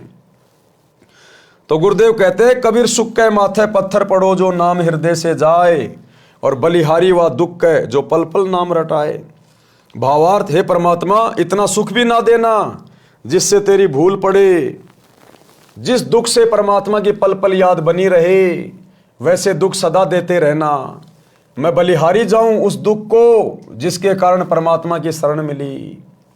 भगत राम भगत जी ने भगत रामनिवास जी से कहा कि अब के सत्संग में बेटे प्रेम सिंह को ले जाना, इसका भी उद्धार हो जाएगा। अगले सत्संग में जो 1 महीने पश्चात होना था, भगत रामनिवास जी आए और प्रेम सिंह को अपने घर ले जाने के बहाने ले गए। घर से सत्संग में ले गए। 3 दिन तक आश्रम में रहे, सत्संग सुना, अन्य पुराने भक्तों से उनकी आप बीती सुनी तो सत्संग के रंग में रंग गया। भगत राम भगत जी का परिवार एकदम बदल गया, भक्ति सेवा करके कल्याण को प्राप्त हुआ। तो भाइयों और बहनों, घर किस किनारे पे था? उजड़ने के किनारे पे। राम भगत का आगे का जीवन यदि परमात्मा उस पर दया ना करते, रामनिवास को निमित्त बनाकर अगर सत्संग में ना लाते, तो भगत राम भगत का बुढ़ापा, उसका आगे का जीवन नरक से कम नहीं था, नरक से कम। और ना उसके बेटा बेटी का व्यवहार चेंज होता, उनको शरण नहीं मिलती गुरु जी की, जिस कारण से उनके बेटा बेटी भी बिगड़ जाते, उनमें भी वही कुसंस्कार पैदा होते चले जाते और नस्लें बिगड़ जाती, पीढ़ियां बिगड़ जाती। लेकिन एक व्यक्ति ने समझदारी दिखाई, राम भगत ने सतगुरु की शरण ग्रहण कर ली, सतगुरु के सत्संग वचन सुने, भक्ति शुरू कर दी। उस एक भगत के कारण परमात्मा ने पूरे परिवार को स्वर्ग बना दिया, स्वर्ग। तो इसी प्रकार भाइयों और बहनों, अभी आप लोग जो सतगुरु रामपाल जी की शरण से दूर हैं, आप लोग जो ये सोच के बैठे कि बस हमारा बेटा नौकरी लग गया, बेटी नौकरी लग गई, बहुत बड़ा अधिकारी बन गया, अरे बड़े बड़े मुख्यमंत्री जेलों में पड़े हैं, आपको तो केवल छोटा मोटा अधिकारी लगा है, मुख्यमंत्री तक जेल में चले जाते हैं। ये सब अपने अपने संस्कारों का कारण है, पाप और पुण्य के कारण सारा खेल हो रहा है यहां पर। अगर अपने जीवन में संस्कारों से ज्यादा चाहते हो, अच्छा चाहते हो, अपने भाग्य में कुछ परिवर्तन चाहते हो, आने वाले संकटों से छुटकारा चाहते हो, जिन संकटों के विषय में आपको नहीं पता कब आपके घर पे बिजली गिर जाए, आप लोग तो खुशी खुशी बेटा नौकरी लग गया, पूरे परिवार को लेके किसी बाबा जी के दर्शन करने जा रहे, पहाड़ों पे, मंदिरों में, तीर्थों पे, और रास्ते में गाड़ी एक्सीडेंट हो गई। जैसे दुनिया कुंभ के मेले में अपने पाप कटवाने जा रही थी, वहां भगदड़ मच गई, दुनिया खुद ही कट गई। अगर वे आत्माएं सतगुरु की शरण में होती तो पहली बार तो इन तीर्थों पे धक्के खाने नहीं जाती, उनको पता चल जाता कि शास्त्र अनुकूल भक्ति साधना क्या है। इस प्रकार इन तालाबों में, नदियों में नहाने से, धोने से पाप नहीं कटते। और वे आत्माएं सतगुरु की शरण में आके सत भक्ति करती, ये मनमाने आचरण करने से बचती, उस भीड़ में जाने से बचते, और आज वो मृत्यु को प्राप्त ना होते। तो सतगुरु की भक्ति से हमारे संस्कार भी कटते हैं, हमारे जीवन में परिवर्तन होता है, विचारों में परिवर्तन होता है। सतगुरु अपने आशीर्वाद से भगत का परिवार सेट कर देता है। इसलिए गुरु की शरण की आवश्यकता होती है। लेकिन नकली गुरुओं की शरण से, उनके सत्संगों से कोई परिवर्तन नहीं होता, कोई बदलाव नहीं होता। सच्चे सतगुरु की शरण ग्रहण करनी पड़ेगी। और आज आप सभी का परम सौभाग्य है, सच्चा सतगुरु। सतयुग से ऋषि महात्मा जंगलों में जा जा के मर गए, एक एक पैर पे खड़े होकर तपस्या करके गड़ गए। आज तक ये सतगुरु और इसकी सत भक्ति नसीब नहीं हुई। और आज इस कलयुग की पिछली पीढ़ी में चूंकि ये भक्ति युग शुरू हो चुका है, आप और हमें मनुष्य जन्म प्राप्त है, सतगुरु धरती पे प्रकट है। परम सौभाग्य है आप और हमारा। ब्रह्मा विष्णु महेश और देवी देवताओं को भी ये सौभाग्य प्राप्त नहीं है, क्योंकि वो भी मोक्ष के लिए भटक रहे हैं, लेकिन काल के हत्थे चढ़ गए। यहां नकली साधना करके चले गए, नकली गुरुओं के शरण में दान पुण्य करके चले गए, दुनिया भर के भंडारे और कंबल बांट के चले गए। उस पुण्य के कारण वो देवी देवता तो बन गए, लेकिन मोक्ष से वंचित रह गए। अब जितने दिन उनके दान पुण्य की कमाई रहेगी, तब तक वो देवी देवता बन के मौज करेंगे। जिस दिन वो कमाई खत्म, ये काल नीचे पटक देगा, गधा कुत्ता सुअर बनेंगे।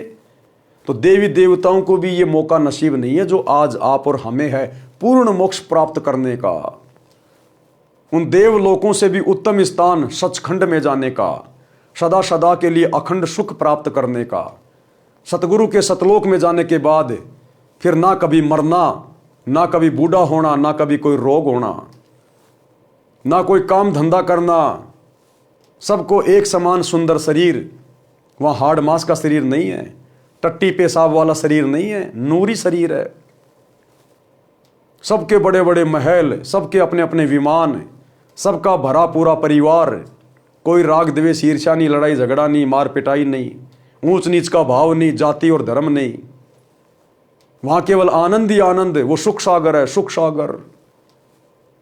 लेकिन वो कैसे मिलेगा? आज यदि आप सतगुरु के सत्संग सुनना शुरू करेंगे तो, और ज्ञान समझकर जब आप इनकी शरण में आ जाएंगे, इनके द्वारा प्रदान की गई सतभक्ति शुरू कर देंगे, तो सतगुरु धीरे धीरे सब कुछ परिवर्तित कर देगा, सब कुछ चेंज कर देगा।